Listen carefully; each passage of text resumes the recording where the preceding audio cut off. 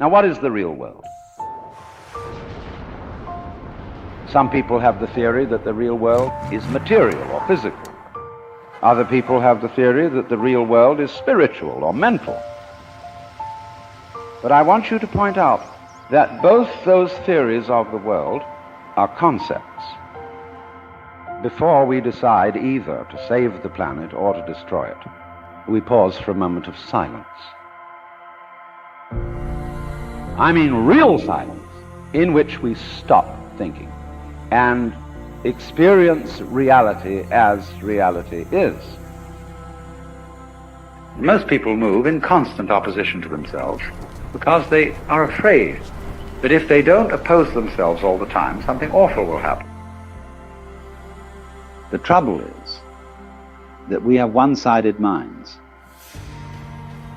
and we notice the wave of life when it is at its peak or crest. We don't notice it when it's at the trough, not in the ordinary way. It's the peaks that count. Take a buzzsaw. What seems important to us is the tips of the teeth. They seem to do the cutting, not the valleys between the teeth. But do you see, you couldn't have tips of teeth without valleys between them. Therefore the saw wouldn't cut. When I would say one of the great philosophical questions is, are we going to make it? Because this is the situation of the cosmos. Look at a star. A star is a great burst of fire. See? Well, the question is how far to go. The fire goes out and out and out and out and out, and then suddenly it begins to fade, the energy falls away, and there's darkness. Because if there isn't a point, you see, where the light gives up, or the radiance gives up, it fills everything, and therefore has no way of realizing itself. Because you can only realize light by the contrast of darkness. But if you complain about this and say, oh dear me, it's all running out, that means, you see, that you are looking for fulfillment in time, and you say, if there is not enough future, we won't get the golden goody we're looking for at the end of the line. See, there is that feeling, there is the great golden goody. But that flower, the golden goody, isn't at the end of the line. You're in it. The radiating petals, the mandala, the great circle of the flower, is the galaxy in which you live.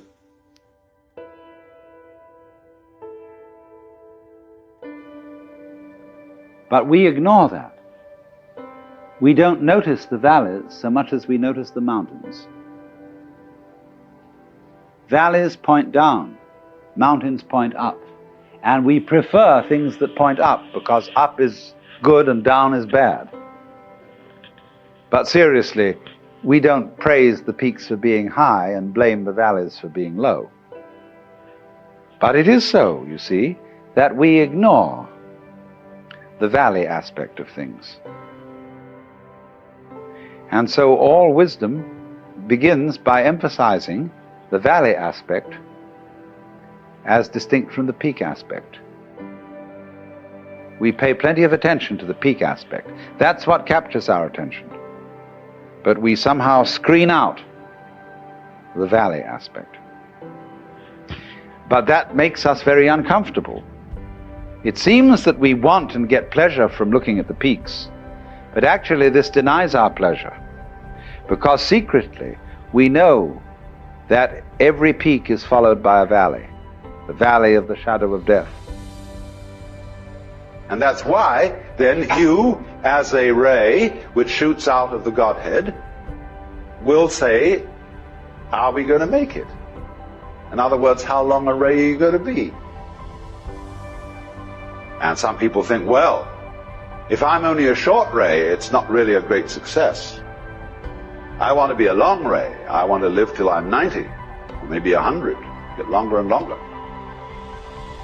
See, if you look at some sort of stellar form object, It adds great interest to it if its rays are of unequal length. If they're all equal, it looks sort of flat and mechanical.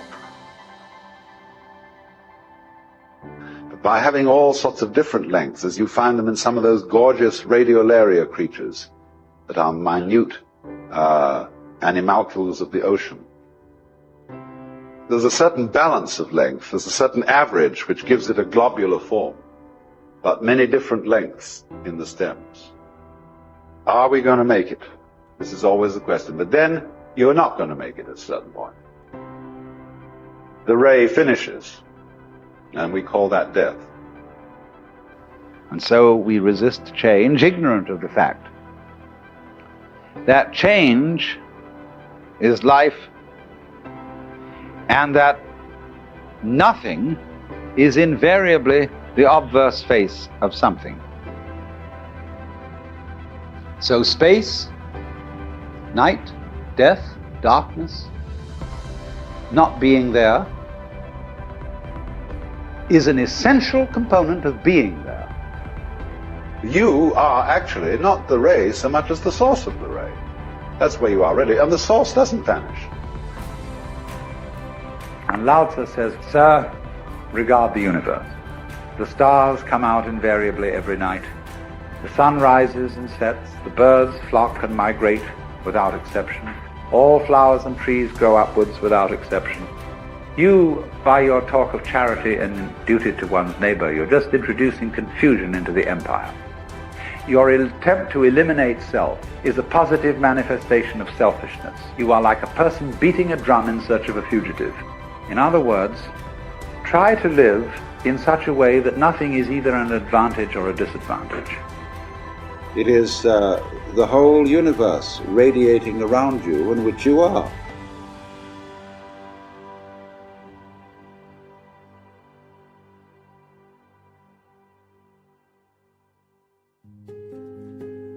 And this radiation is also cycling.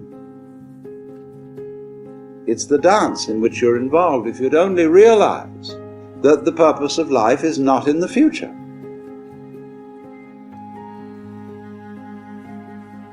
And if you think it is, you'll go on and on and on looking for it there and never find it. Because the future in its own way fades out in the same way as the past fades out.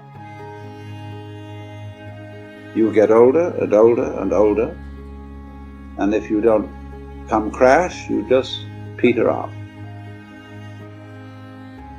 It wasn't there.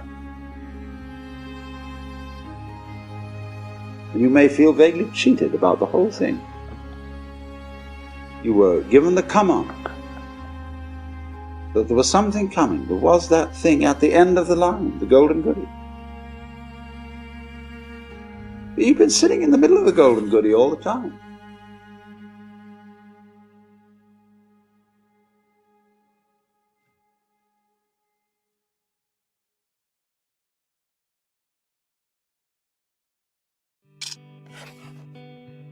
Jim, what do young people worship today? What do they believe? What do they hang on to? What do they hope for? I can't speak for young people, but probably a guess would be the same things they've always celebrated, just kind of a joy of existence, self-discovery,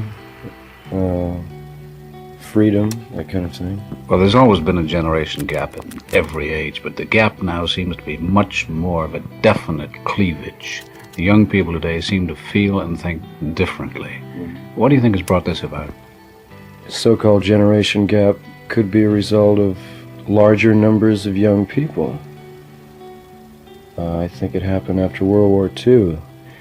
I think it's something like over half the population of the United States now is under 18 years of age, something like that.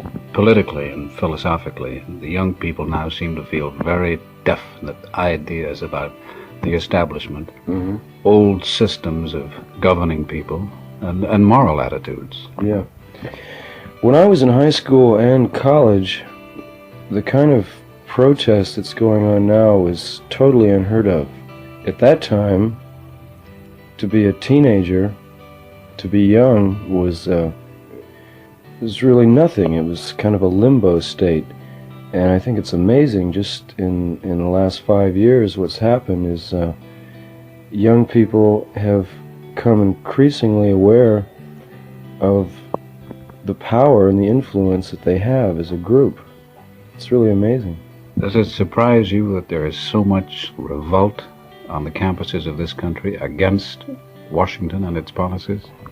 It really surprises me because, as I said before, when I was growing up and when I was in school, it was that was totally unheard of. You know, students really had no power. But if you look back in history, it seems to bear out the fact that every revolution has started with students and spread to workers, and I'm not predicting there's going to be a drastic turnover in this country, but all the indications are there. Life does seem to become more and more involved and complex. You know, we're becoming computerized and dehumanized in that process.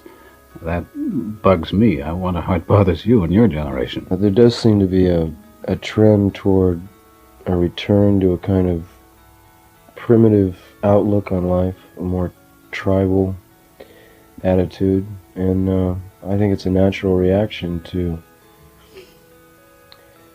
industrialization, but unfortunately it's kind of naive because I think the future is going to become increasingly mechanized, computerized as you call it, and I don't think there's any turning back. It's just figuring out a way to survive and thrive in that kind of society. But I don't think there's any chance of going back. Look at it this way too. The hippie lifestyle is really a middle class phenomena, and it could not exist in any other society except ours, where there's such an incredible surfeit of goods, products, and leisure time. I think that's the reason for it, because the generations immediately preceding ours had world wars and depressions to contend with, and for the last 10 or 15 years in this country, there's time enough and there's money enough to live kind of a flagrant, outrageous lifestyle, which was impossible before. Jim, there's a line in your book of poems which reads, "The cleavage of men into actor and spectators is the central fact of our time." I think that's undeniable, but I wonder, hasn't it always been that way with society? I suppose it has, but with mass media, today, it becomes more immediately apparent.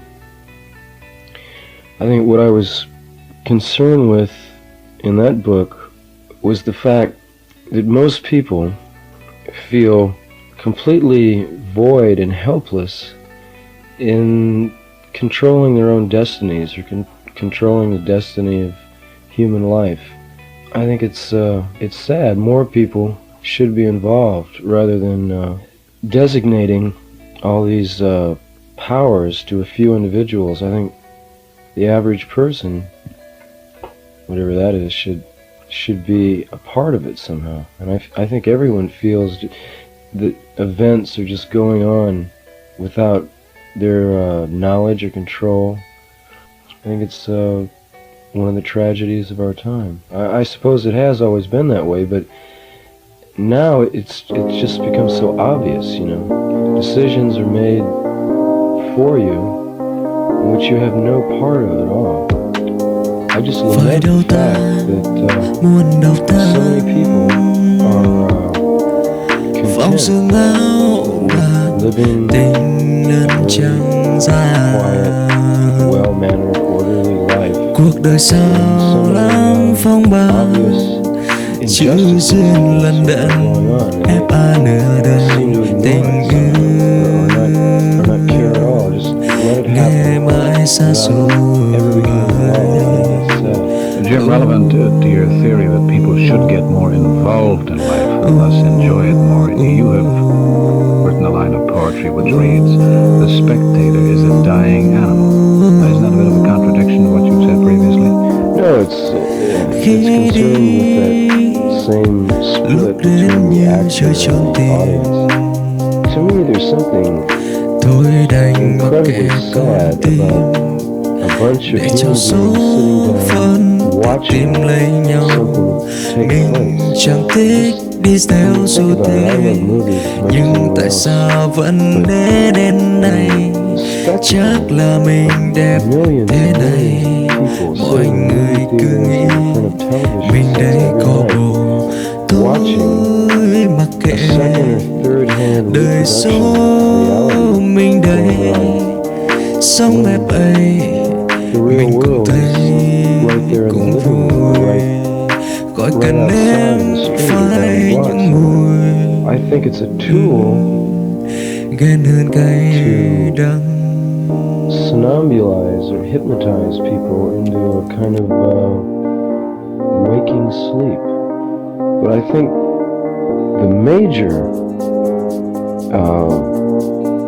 influence in the next decade or so is going to be the people who are able to assemble masses, huge masses of Tôi people đành in mặc one kệ spot, con as tim we've witnessed in để cho số phận tự tìm lấy nhau. Mình chẳng thích đi theo xu thế, nhưng tại sao vẫn đến này? Chắc là mình đẹp thế này. Mọi người cứ nghĩ mình đây có bồ, tôi mặc kệ đời số mình đây. Sống đẹp ấy mình cũng thấy cũng vui, khỏi cần em phải những mùi This is something that distresses me a little bit. It seems that the young people like all the same kind of thing now, and I want more out of the young people than just that. Yeah, well, they're being programmed by their radios. They only play the major radio stations, rock stations, only play 30 songs over and over and over, 24 hours a day. And it's been proven what you hear the most is what you like the most. So there's really no choice involved. Someone is programming it. So we are the victims of media. Uh-huh. What everyone should say is the medium is the message, and the message is me. I mean, that's the answer, is for everyone to, you're asking for an answer. The answer is for everyone to stand up and say, I'm me, and be fully aware of that fact and let everyone else know it.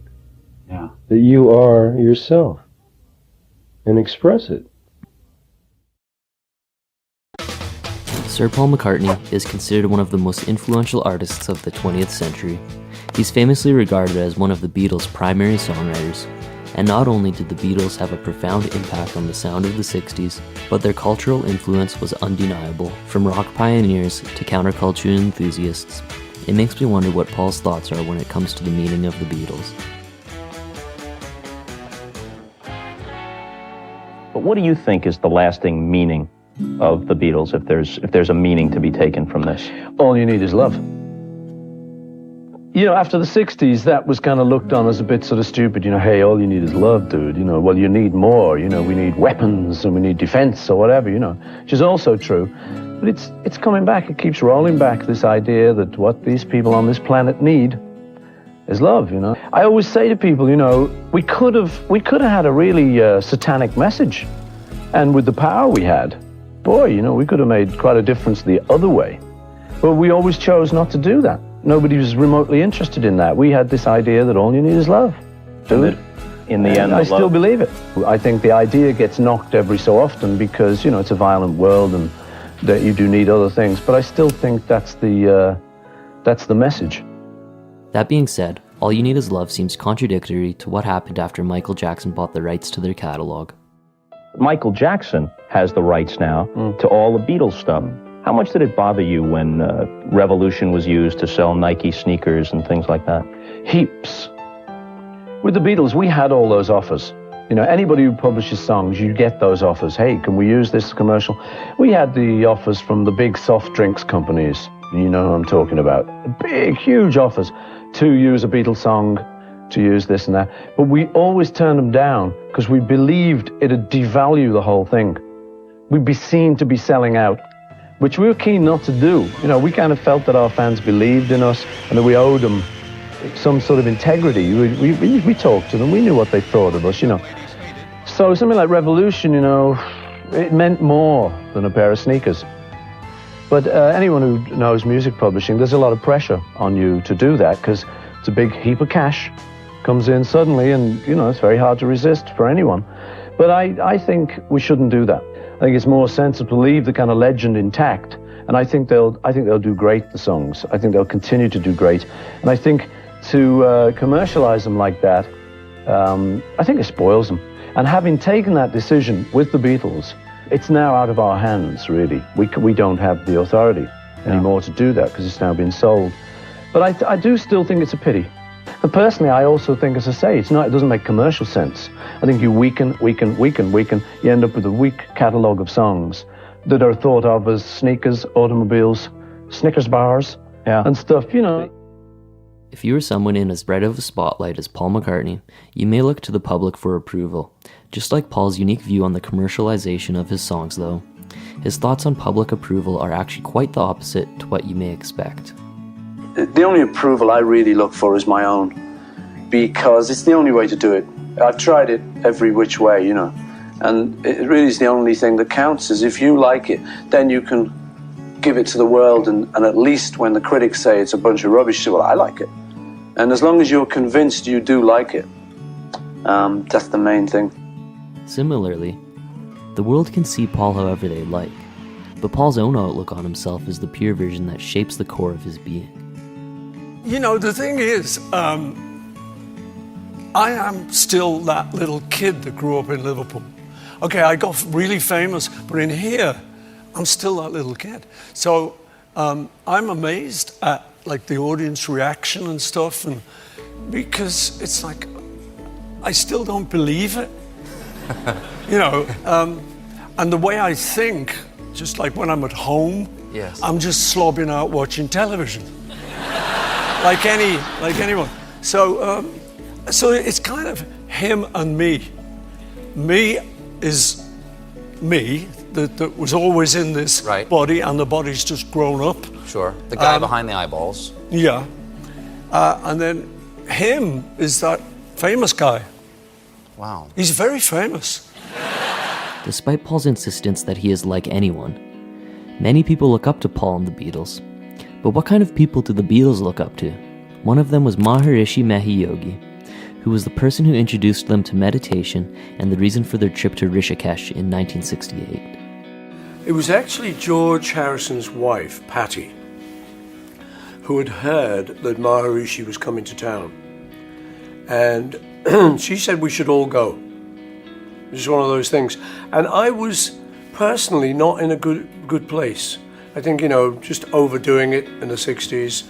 So I was just not very sort of centered, and I was looking for something. I think we all were.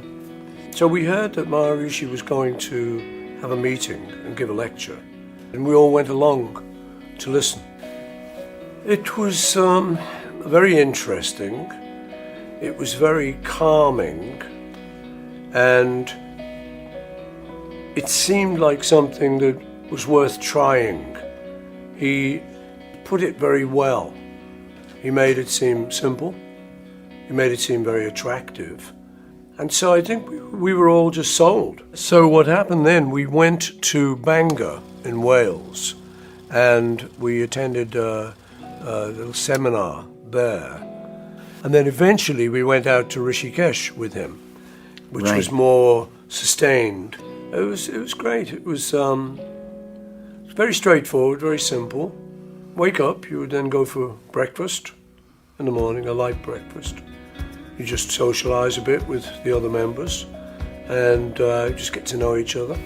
And then you would go back for your morning meditation. go back to your room. We had little chalets kind of thing. Each of us had little rooms, which were very simple but adequate. And you would just sit and you would meditate. Then there was lunch, and you'd socialize and chat and stuff. And then you'd meditate in the afternoons. Sometimes Maharishi would have a meeting every so often with you. And you could talk to him about your experiences, and he would help, guide you. And then in the evening, there was a kind of question and answer session, which was slightly more formal. That was in a hall. And we would all just be in there, all the students, and Maharishi would come on and talk.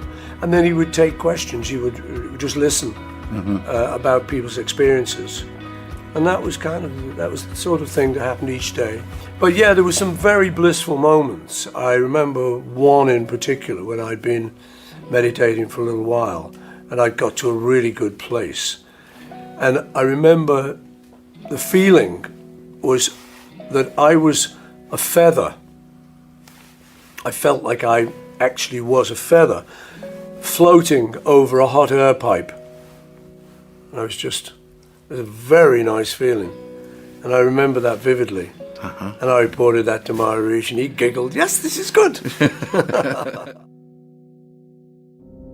Meditation is something that comes from nothing, much like writing a song. Here, Paul explains his take on writing music. Yeah, if you think, oh, I'll write a song, which, if I've got some time and I'm just sitting around, I'm fed up with watching telly, I think I could do. So I get my guitar, and I'm very conscious of the fact there's nothing there. I haven't got any idea what I'm going to do. It's a black hole. But then I start picking away and get a little bit of an idea, go, oh, that's nice. And you follow that trail. And at the end of maybe 2 or 3 hours, you've suddenly got this thing, you've got this song. So now instead of a black hole, you can now go and play this thing to people. You can now present this little discovery. Look what I just done. And it's a great thing to be able to do. It's kind of magical. And at 80 years old, he's still writing songs today. To most people, this may seem like an abundance of hard work, although Paul has a completely different outlook. Yeah, I say to people when they say you work hard, I say, well, we don't work music, we play it. And even though it might sound a bit glib, it is true. To me, it would be a hobby if I didn't do it professionally. It's just something I love. It's because you're creating this thing out of a black hole, and it's very satisfying. So I love to do that. So I just keep on and on. I mean, I've always got a song on the go. I've got a few on the go at the moment, just because I like the whole puzzle of let's try and make this song work. Is it interesting enough? Does it say it in a good enough way? Maybe I should change that line. But it's an ongoing, interesting thing for me. And then when you feel you've got it right, it's okay, that'll do. And it's very satisfying. I can't see myself ever stopping. So yeah, there's a lot of work or a lot of play. Best advice you've ever received? Be yourself. Superpower you'd like to have? The ability to love without judgment at all times. All I can do is prepare my craft to be diligent and focused enough for when I connect and when a wave of divinity flows through me, that I have the muscles, the craft to express it and to articulate it into some kind of something. Michael Peter Balsari, better known as Flea from the Red Hot Chili Peppers, is regarded as one of the greatest bass players of all time. As a founding member of the band, Flea was instrumental to its formation and success. In the 10th grade, Flea met Anthony Kiedis, who he later formed the Red Hot Chili Peppers with. Their friendship continues to last now and is decorated with many successes and accomplishments. 6 Grammy Awards, 16 nominations, an induction into the Rock and Roll Hall of Fame, and a star on the Hollywood Walk of Fame. But let's take it back to Flea's initial encounter with Kiedis, the bond that sparked it all. I met him when I was 15. We both just started the 10th grade at Fairfax High School in Hollywood. and we were like almost immediately like in love and at war. You know what I mean? It's like this. Has it stayed that way ever and since? It's stayed that way ever since. And the thing that I try to express about our relationship, you know, and I write about my childhood, and he's a huge part of my childhood and became my family. I mean, we were inseparable for many years, like especially when we were young. It was like every single day we were together. From the thing that I try to express about it in my book is that from the very beginning, I remember my mom, you know, rest in peace, who told me a few years before she died, she said, you know, I remember when you came home, you were 15. That is hard because I get... she said to me, she's like, Michael, you came home and you were all lit up, and you said, Mom, I finally found someone I can talk to. And I really did, you know. And, you know, like any really close brotherly relationship, it's, you know, we go at each other too, but I found someone I could communicate with in a way, and in a profound way that I hadn't had before. I knew that it was big, and I felt forces beyond me, like bringing us together. I had no idea about a professional life or anything like that, and sometimes I often feel that, like, you know, the longevity of our band and everything, it's not, you know, I know our band's been successful and all that, but it's not so much the band itself that does it and all the professional obligations and stuff, and, you know, our desire to continue to be like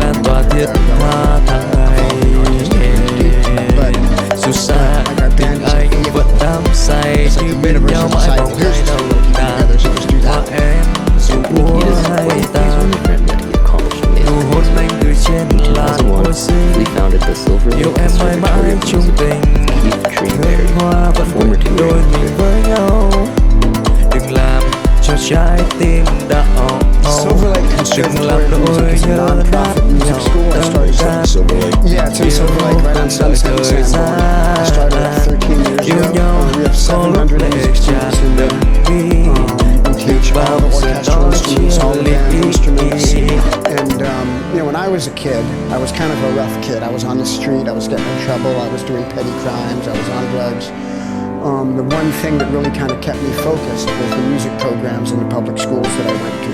It gave you a sense of self, it gave you a discipline, it gave you something to work on. And you know, after I graduated high school in 1980, Reaganomics, they passed Proposition 13, and it really cut out the arts funding in Los Angeles public schools. Terrible, it's never recovered from it. And I went back about 15 years ago to Fairfax High School to talk to the music students there about a career in music. And I was just shocked when I walked in there. They had no instruments, they had no orchestra, they had a volunteer teacher, a boombox, they listened to music and talk about it. When I was there, I played in a big orchestra, I played an instrument and monitor, it was incredible. So I really vowed to myself to do something to try to fill the void in music education. Because I know there are a lot of kids like me that have changed their lives. It's just been an absolutely transcendently incredible experience having this school, Larry. It's been seeing these kids, so many of these kids, it means so much to them, and seeing especially the ones that are really earnest and really care about it, it's just great to see them blossom and grow. Other people in the band work at the school? No, we do, you know, some have, like we do performances for the kids and fundraisers and stuff.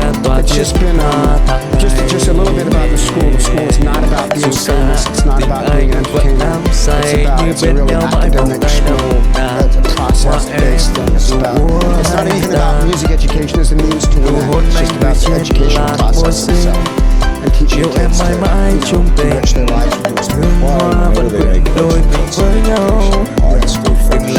I don't know. It's terrible. You know, I mean, for us, we think about it as, you know, the 3 A's instead of the 3 R's in arts, academics, and athletics, all being of equal importance, and they should all be given equal attention in school. He's considered to hold arts and athletics near and dear to his heart. Given his amazing stage presence, it's no surprise he uses these tools to connect mind, spirit, and body, allowing him to remain in the present moment. When I'm in a healthy creative space, when I'm truly able to get gone in my creativity, whether the work that I'm doing is of a high quality or not, I become present. And when I'm present, I'm able to be there for other people. I mean, music and all forms of art as well. And for me, athletics as well, like motion, anything that makes you completely present in the fucking moment and alive with all of, mind, spirit, and body. Everything there is, for me, it's always been a search for that. Like, that's why even when I had no idea what it was, even doing drugs, that was the bliss that I was searching for, was to be present. And it wasn't until I got older and stopped doing drugs and, went through traumas that made me confront my childhood trauma that let me know that that's what I was searching for. I just didn't have to fucking shoot heroin in order to achieve it. There were other ways. As mentioned, Flea has had his battles with drug addiction. This resurfaced when, after years of hard work, the Chili Peppers finally bursted into stardom. The stark change of lifestyle took an intense toll on Flea's mental health. It took a well-respected friend's words of wisdom to get him through the hardest times of his life. I was about 30 years old in 1991, 92, 29 years old, just turning 30. And I became incredibly ill. And also, like, my band had just become this, we had gone from years of, sleeping on people's floors, touring in vans, doing all that. And all of a sudden, everything we wanted came. All the money, all the validation, all the "you're so great." And I became so sick, and it wouldn't go away.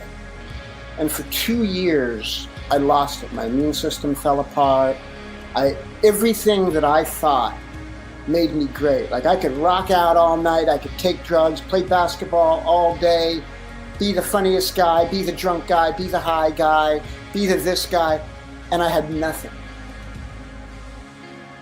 And everything that I thought was me was gone, and it was completely traumatic. And it was like the universe forcing me to sit still and to deal with myself. Everything fell apart. I stopped. I canceled everything. I went home. And I was like in tears all the time. I was depressed. I was miserable. And I was like that for about over a year. I started like going to doctors and trying this and meditating and, you know what I mean? Like, help, Mr. Wizard, and I knew I can't do drugs anymore. I can't. I stopped everything. But it wasn't until, and there's someone, like a woman I really respected, told me, she was like, "How you doing?" I said, "I'm just fucking miserable. I'm so sad every day." And she said, "Well, Flea, until you get on your knees and be grateful for exactly where you are, it's not going to change." And that's what I did. Devastatingly humbling, But it literally, it's like at that moment, everything shifted in my life. It was a watershed moment. Since then, he's exploded back into the music scene, creating numerous musical masterpieces. From Give It Away to Under the Bridge, there's something we can all enjoy. Flea is so talented and well-practiced that his playing often seems effortless. Even so, he speaks of creative frustrations that he still struggles with in the present day. In every creative endeavor I do, in a state of fear, in a state of not being good enough, in a state of yearning and reaching for trying to fulfill the feeling of what I want, of what I want to connect with. I have my moments. I have my moments when I'm gone, like when I'm playing live and I'm absolutely gone. And I know that where was that hour? Well, I was just a channel, You hear like great actors talk about acting. They're always looking to get lost, to get in the moment, to be gone, to let their true self out, even when they're being someone else. I have moments of, like, I get anxiety a lot when recording because I'm always I'm yearning so much to get in this, like, lost and beyond thought and gone and just feeling like I'm just, light is coming through me, And when I can't get there, and I know I'm sitting here thinking about, well, maybe my wife would dance if I played this, so this has got to be good because her and all her girlfriends would dance. But even then, I'm mad at myself because I'm thinking. Yeah. And like, even if it was a moment of levity and I actually kind of got into a good rhythm for a minute, I'm like, fuck, I'm thinking. And then I start having a panic attack because I'm not supposed to be thinking, I'm supposed to be gone. So I have that struggle. But Rick gave me an analogy once, Rick Rubin, about similar to ditch digging. He's like, it's like, Flea, you're going fishing. You can't get the magic groove every time. You cast your thing, you're diligent, you stay there, you're always fishing. And sometimes you catch, the magic behemoth, Beowulf rears his head from the depth and everything happens, and sometimes you sit there and get a sunburn, and that was kind of a similar analogy for me. And I think it's safe to say, when he is able to clear his mind of thought, there truly is something magical expressed. But what does Flea want his audience to take away from this expression? All I want the work to be a vehicle for connection, to bring people together, to create love and create empathy. And for people to just trip out and get lost and have joy and to identify it. Well, let me simplify this. I want any art I make to serve the purpose of making people feel less alone. That's the whole thing. Ringo Starr is one of the last remaining members from the iconic rock group, the Beatles. He made an obvious impact on the music scene throughout his life, but his sense of spirituality is also no secret. Many people often contemplate the question, what is God? It's looked at as one of the most complicated questions one could answer in life, although Ringo is able to explain it in the most simple and profound way possible. Although that's just my opinion. Hear it in Ringo's words, and decide if his definition is true to you. I'm going to ask you a very simple question, Ringo. What is God? God to me, my God in my life, God is love. Pure love. Love is an incredible power. If you give out love, the reaction to it is so great, even to like crazy violent people. If you give out love, they stop for a minute because everybody notices love when it's coming your way. And you feel incredible when you give love back. I feel that, as you go through life, you make certain moves, and it's very hard, these moves, and you don't feel good about it. But if you're doing something with love, all of this behind you, all over the world, will support you. So that's how it is. That's how the world works. It's all the one God. The books I've read, it all says good and love. Vietnamese monk, whose name I can never pronounce, but he's saying that, just in your daily life, to be doing things. And he says, like when you get to the traffic light, it's no good getting crazy. Just love the red light, and then when it changes, drive on. And he says, and when you're angry, it's no good being angry at yourself, because then you're twice as angry. I like to keep that in my life also. It's convoluted because there are a lot of religions that believe that their God is greater, or a lot of people... Yes, but that's people. This is not God. This is what the religion says. And the people who, are in that religion. I am not religious. I'm trying my best on a daily basis to have a spiritual life. I think, everybody wants their religion to be, universe-wide. And they're not. Like all the natives of long ago, most of them we wiped out in the name of religion, let live. The American Indians couldn't understand the concept of buying land. What do you mean you want the land? It's for all of us, And the world is for all of us. We are one. I feel I had spiritual moments as a young kid.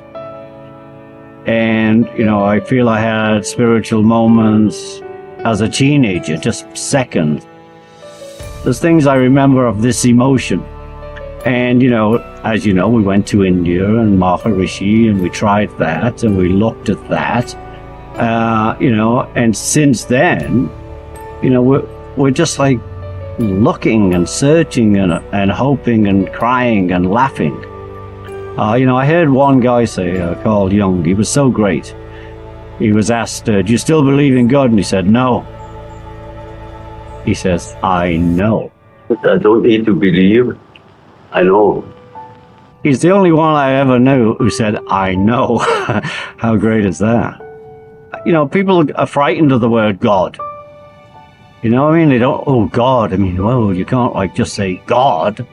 Well, you can. Someone asked me once, well, what is your concept? And I went to go off into these 60s madness of energy and things like that. And I thought, oh, my God.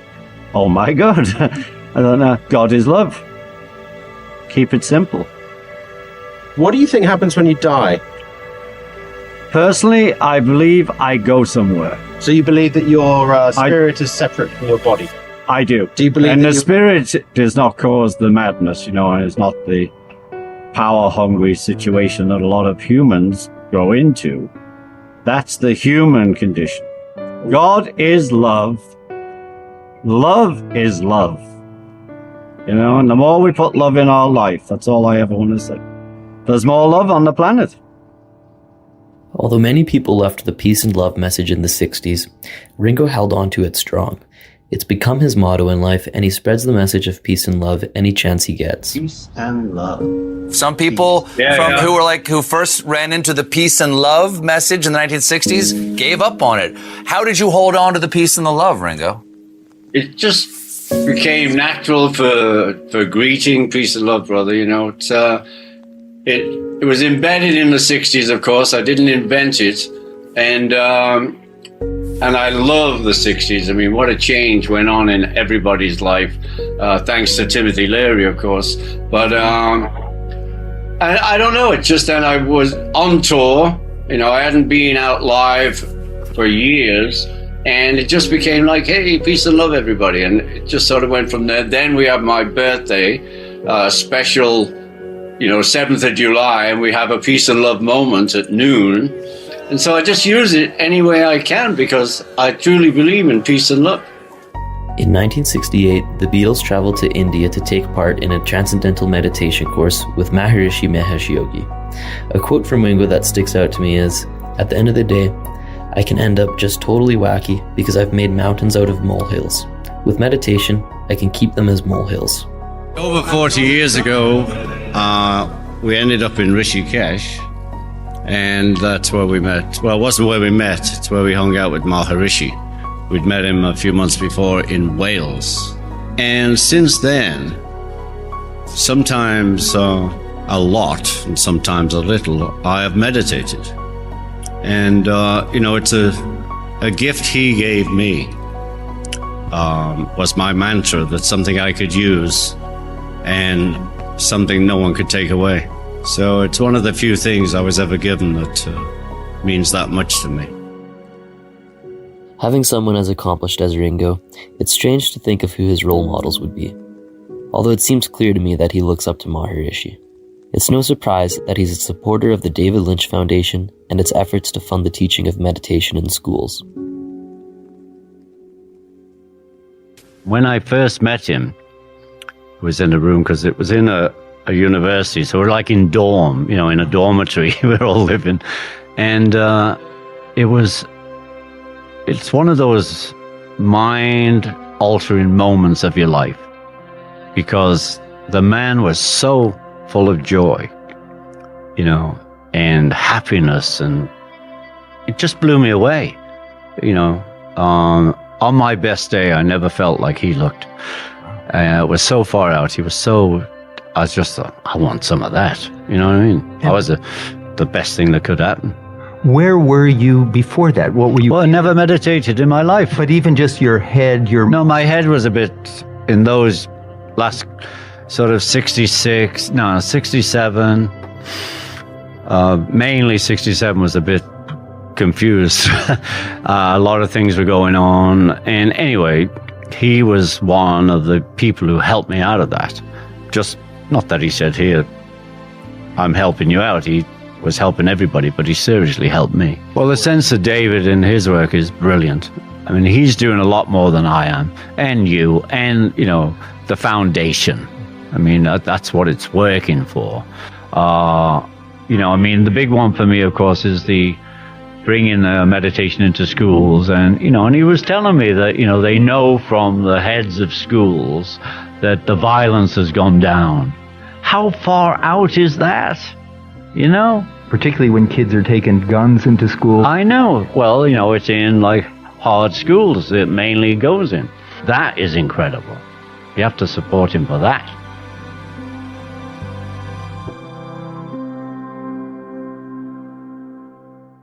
I don't ever wanna feel like I did that day. Take me to the place I love. take me all the way. And the place I love, making music with my band, and the most sacred thing that I have going is creating sound with my best friends. I just have to gently suggest that you make the most out of your life and treat every single person that you meet with love and respect. I don't care what class you come from, what race you come from, what gender you come from. People are people. You're going to be assholes and you're going to be amazing people. Anthony Kiedis of the Red Hot Chili Peppers was born November 1st, 1962. Since then, the band has sold countless records, been inducted into the Rock and Roll Hall of Fame, and even earned a star on the Hollywood Walk of Fame. Despite the profound impact Kiedis has had on the world, he believes kindness is the #1 way to make the world a better place.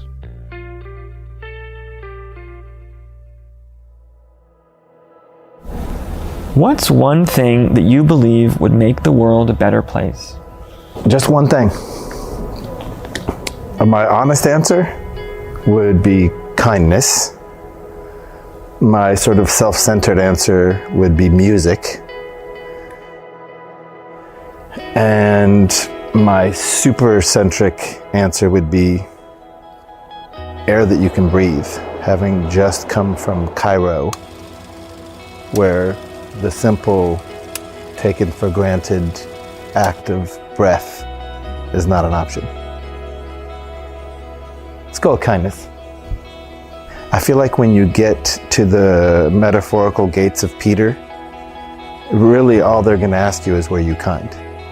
And I don't know, maybe the whole point of this little tiny blink of an eye that we're here is just to decrease the suffering through kindness and other thoughtful acts. It could be painting, it could be caregiving, it could be just smiling. That's all.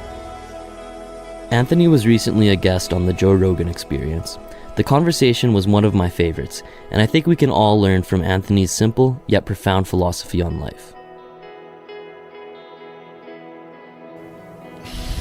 Sometimes I'm shy and bashful and reclusive and I just want to chill.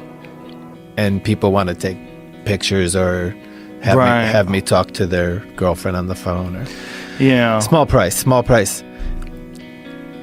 This brings me to my new philosophy in life, which I remind myself every day. So 2 months ago, we were playing at the MetLife Stadium in New Jersey. Big, beautiful stadium full of people excited to sing and dance. And these two painter sisters from Texas, raised in Manhattan, brought their friend to the show. We're like, great, come and we'll hook you up with tickets and passes. Come say hello. Beautiful people. And the girl they brought was radiant in every aspect of the word. Physically beautiful, energy, kindness, just light. And all of my friends are like, who's that girl? That girl's amazing. Just a friend of our painter friends. And a week went by, and I opened the paper, and I saw this girl had died unexpectedly. 33-year-old actor, model, artist. Wow. And she woke up and died. And they're not sure why. Maybe sepsis. Who knows? Young people are dying these days. And I thought to myself, I woke up today and I complained about how long my room service took, how muggy it was outside, and the traffic, and I decided this girl was just a giver of a human being, and she got plucked. So I said to myself, don't be a bitch. Nothing to do with gender or animals, just bitchliness, selfishness, self-obsessed, self-centered, whiny weakness. Yeah. And what do I have to complain about? Right. Let's look around the world. Yeah. Syria, Yemen, Ukraine. Right. On and on. Yeah. So every time I go there, which is daily, I wake up and I'm like, where's my thing? And how come these people aren't doing what I want them to do? The voice comes into my head, don't be a bitch. Right. So that's my new live by philosophy. Do you meditate at all? I do meditate at all. Not enough, but I do, and I love it, and it's my go-to. Yeah. And I believe in it. Rick Rubin actually shared the art of meditation with me when I was a kid, younger. early 90s. He brought the TM Institute into his living room and offered the whole band an opportunity to learn. And I did it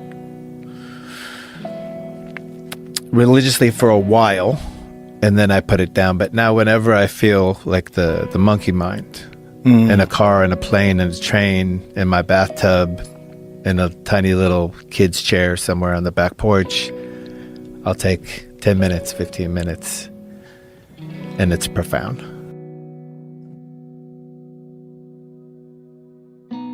We went to a Native American reservation last Wednesday, to play a show.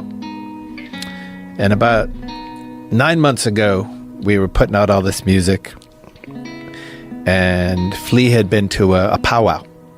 And he's like, the dancing blew me away. They're so dedicated. They're so beautiful, so artful.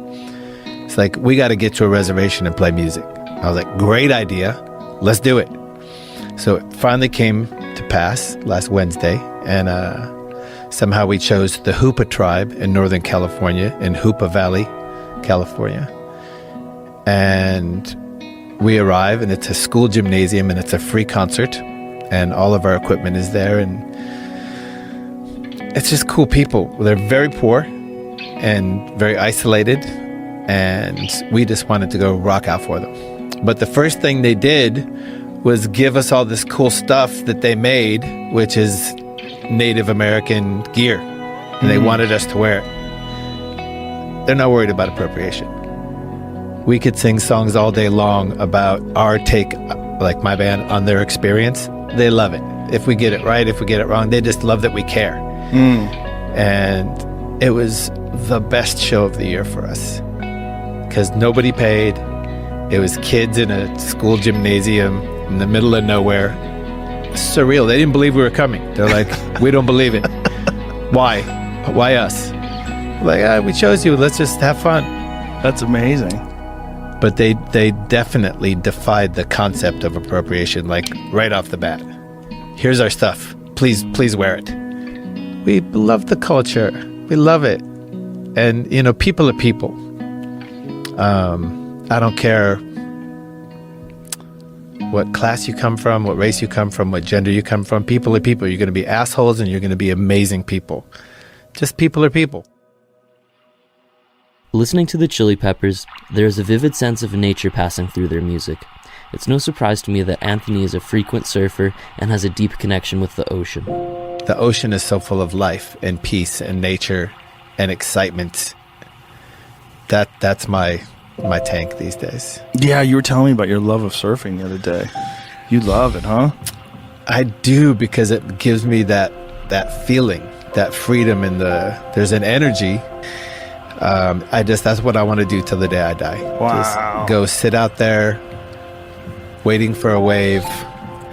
If you think about the storms 3,000 miles away raging in the ocean, sending that wave of energy through the water, when it finally releases, when it hits the shallows, it's a rush, it's a drug, it's a high, it's a natural high where you're next to whales and dolphins and pelicans and eels and anemones, and just looking back at the coast with a different point of view. No phone, no technology whatsoever, just water and a board. There's also a thing about being next to the ocean that's very humbling. I think it's very good for people to be just confronted by inescapable beauty and power of nature. And that's what oceans do. I need that. I need to be humbled daily. It's good for everybody. The mountains do the same thing. They do. Yeah. 100%. Yeah. You know what the root of that word is? Which word? Humble? Humble. No. To be close to the ground. To be low to the ground. Oh, really? Yeah. That makes sense. Yeah. Feels right. If you know the Chili Peppers, you know their hit song Under the Bridge. Not only is it a musical masterpiece, but it's evident that the song was crafted from a place of raw emotion and truth. The hardest of the hard, the gangsters of LA. I'll be riding down the Sunset Boulevard, and I'll hear Under the Bridge coming out of a lowrider, and it is the toughest, scariest, most loked out looking dudes, just melting with Under the Bridge. I'm like, okay, that was a day well spent, writing that song. A song on our new record called Under the Bridge, which is a salad, a ballad, if you will. And that song came about because during the course of my life, I was what you might call a hardcore junkie for many years. And during that point in my life, it was a very sad time, and everything that was beautiful and precious and sacred to me sort of took a back seat as my need for this chemical dependency just got more and more disgusting and insane. And unfortunately, I've been clean for 3 years now, and my life took some massive changes, and everything that was sacred and beautiful that I had lost has now come back to me more than I could have ever hoped for. But during that time, I reached some ultimately low depths of incomprehensible demoralization, which are very much in my memory.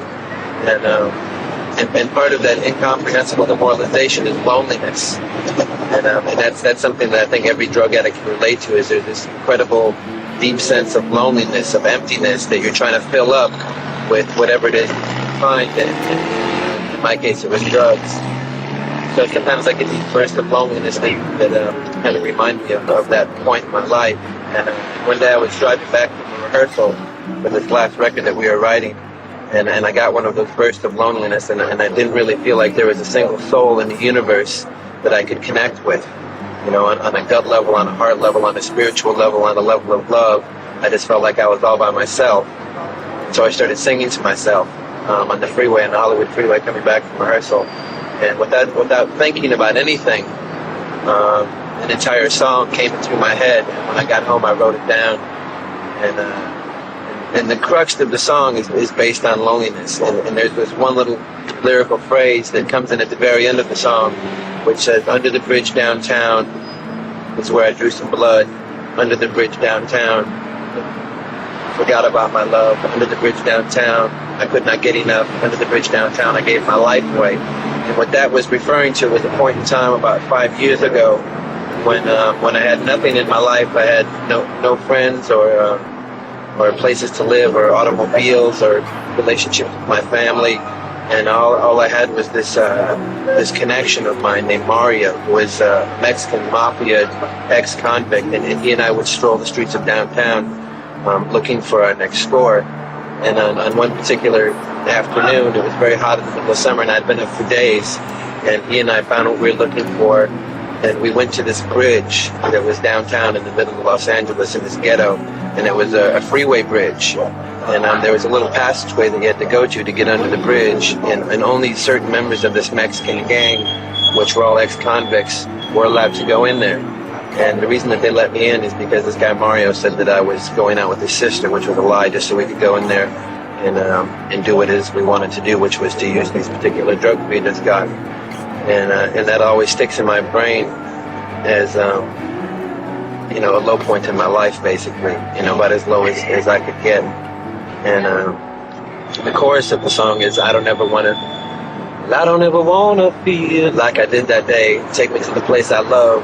Take me all the way. The place I love is where I am now. Making music with my band, which is, to me, the most sacred thing that I have going is creating sound with my best friends.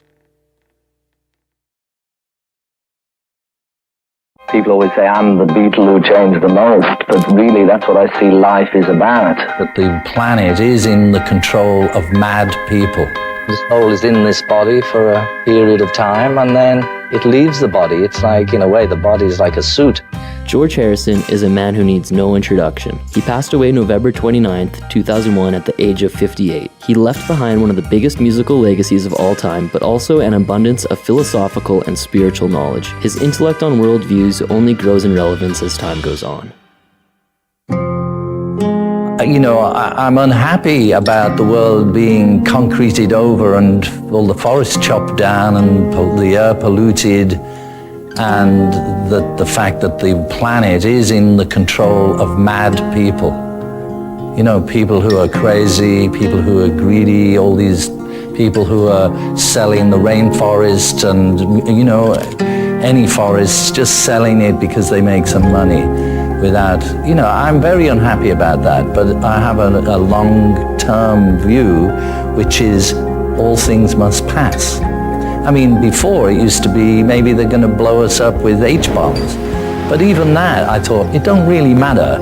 They can't destroy what's within ourselves.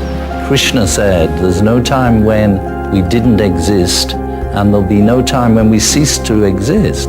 The only thing that changes is the body. So even if they blew us up with H-bombs, our soul will stay in our other astral body, and the only thing that won't be here is physical. So, I'm sad about it, the world, but I look at it from within and without. In 1968, George traveled to northern India alongside the Beatles, where they took part in transcendental meditation training with Maharishi Mahesh Yogi. This is a technique George kept with him for many years to come.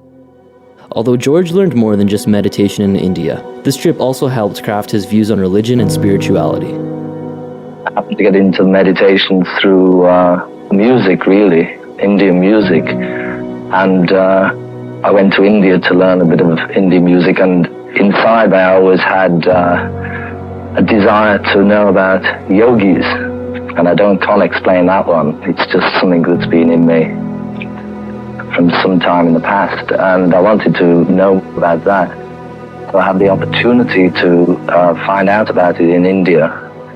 And consequently, that led into meditation, because really the only reason to be living is to have complete, full knowledge, full bliss consciousness.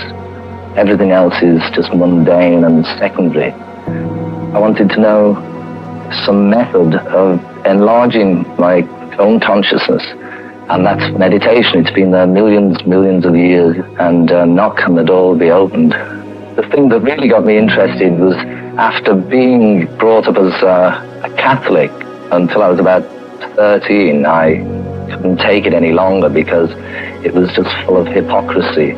The teachings of an Indian called Vivekananda, which really impressed me, he said, if there's a God, we must see him. If there's a soul, we must perceive it. Otherwise, it's better not to believe. It's better to be an outspoken atheist than a hypocrite. And this, for me, going to India and hearing somebody saying, no, you can't believe anything until you have direct perception of it. And I thought, wow, fantastic, at last, find somebody who makes some sense. And so I wanted to go deeper and deeper into that. The whole basis of religion is to have the experience, have that perception. So there's these methods for God perception, self-realization, which is yoga and meditation, and the process you have to get from a spiritual master, somebody who's an authority on this sort of thing. And the technique we did with Maharishi Mahesh Yogi was a form of silent meditation, which, you can transcend. The purpose is to transcend from this relative state of consciousness to an absolute state of consciousness. People think this is me, and this isn't me, it's just a bag of bones. Basically, everybody is spirit, which is really what Christ was here to tell everybody about. The kingdom of heaven that lies within, which is the state of being, pure consciousness. So, through many years of pollution of consciousness through material energy and this association, then we've all ended up in a fallen state. But really, everybody is basically potentially divine. So yoga, all these methods are really ancient methods just to further pollution of your system and consciousness, and to cleanse the system. The whole thing of purity that they talk about in religion is really a mental, physical and spiritual purity, which is obtained through discipline and through practice. So the meditation we did with Maharishi Mahesh Yogi was to sit silently and to transcend through the sense of sound. Like you can transcend with hearing or with touch or taste or vision. Like I think some Buddhists meditate by concentrating on an object, like either a garden, Japanese gardens, on candles, looking into the flame, and they transcend that way, but this method was to transcend through sound. So you're given a mantra. The mantra brings all your body to rest. It calms everything down, and it brings sort of harmony and union just to all your senses. And this way, your thoughts become fine and fine and fine until you can arrive at a point which is transcendental, which means beyond. It's beyond the senses, beyond intellect.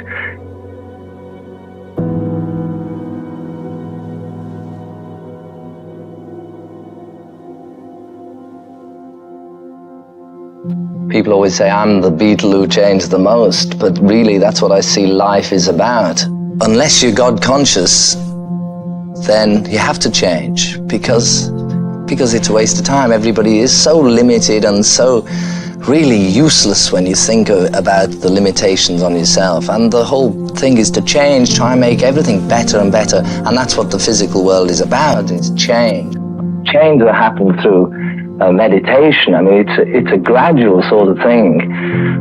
But the more you realize with anything, with just growing older, the more you realize it helps you in some way. With meditation, you're able to understand that there is this unity lying beneath everything. There's something there within every atom that holds it all together, and that in actual fact it really is one. But on an intellectual level, to say it is we are one, then, I mean, again, you miss the point. It's an experience. You have to really have that perception. Maharishi said, for a forest to be green, each tree must be green. So if you stand back and criticize the rest of the people, it's again, Christ said, put your own house in order. Automatically, if I'm to criticize somebody else, I suddenly come back to myself and realize until I'm straight, then I'm in no position to be able to criticize others. Any time of the day, any situation you're in, you can get control of yourself just by sitting quietly and by turning off from the external problems you have. Noise and all this society, that you can go inside yourself where it's always calm and peaceful. On this level of consciousness, it's like the ocean, which is always changing, and the bottom of the ocean is always calm and still. And if you're not anchored to the bottom of the ocean, you're at the mercy of whatever change goes on. So that you can still act out your life on the surface, but you remain anchored securely. When asked about astral projection, he relates back to experiences he had during meditation. His views on astral projection and death also seem to carry similar traits. A strange experience when I was in Rishikesh. I went on a meditation course where the object was to meditate deeper and deeper and deeper for longer periods of time, to plug into the divine energy and to raise your state of consciousness and tune in to the subtler states of consciousness, and all those things like walking on the water and dematerializing your body at will are just sort of things that happen along the way. So it's hard to actually explain it, but it was just a feeling of just the consciousness traveling. I don't know where to, and it wasn't up, down, left or right. No body there, but at the same time you don't feel as though you're missing anything. You know, the consciousness is complete.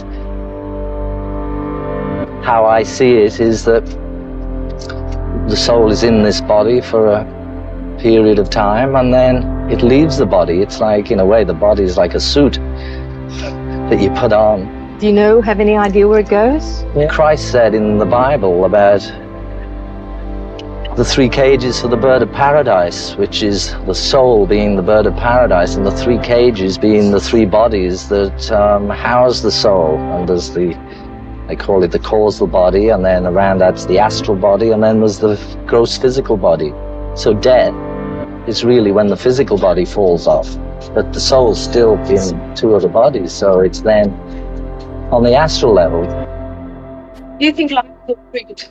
In some respects it is, although we do have control over our actions right at this moment. I think what we are now is the result of our past actions. what we're going to be is going to be the result of our present actions. As again they said in the Bible, that God is not mocked. Whatsoever a man soweth, that shall he also reap. That means the law of karma, action, reaction. So we can, there's certain things that maybe there's no way out, like there's no way I wasn't going to be in the Beatles, even though I didn't know it. In retrospect, I can see it was a setup. But at the same time, I do have control over my actions, and I can, do good actions or bad actions, or like I said, I could try being a pop star forever and going on TV and do concerts and be a celebrity, or I can be a gardener.